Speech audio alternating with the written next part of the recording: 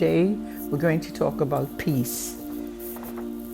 Pursue peace with all people and holiness, without which no one can see the Lord. Hebrews 12:14. Some people define peace as the absence of war or conflict, but to God it is not the absence of something, but the presence of godly righteousness that causes right relationships.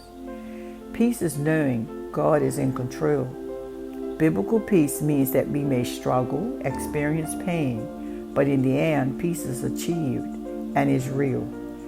This is particularly true because everyone is looking for some kind of peace in the world today. We look for peace in money, people, our jobs, education. Sadly, this is the world's definition of peace, which brings only temporary comfort and constantly changes because it is built on compromise and has no strong foundation, like sinking sand.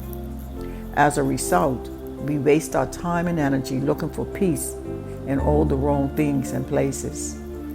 Jesus tells us where true peace is found. Peace I leave with you, my peace I give to you, not as the world gives do I give to you. Let not your heart be troubled, neither let it be afraid. John 14:27.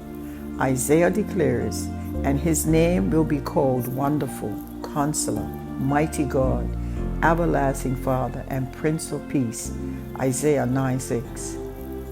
The one who brought that peace and made that peace is Christ, who broke down the middle wall of conflict, thus making peace. Ephesians 2:11-18, thus ending the guilt and punishment of sin. Because peace is hard to find, we must pursue it. And when we get it, do everything we can to keep it. To be in right relationship with God and others is what true peace is all about. Some blame a lack of peace in the world on corruption, governments, poor health, crime, relationships, broken families, overcrowded schools, holding on to bitterness, and therefore look to the world, police, United Nations, etc. to try to fix the problem. But we still don't have true peace. Sadly, many of us have peace as long as everything is going all right. And when we don't find peace, we look to drugs, alcohol, people, and other things to escape. But God's peace is secure in all circumstances because God's peace is not dependent on our outward circumstances.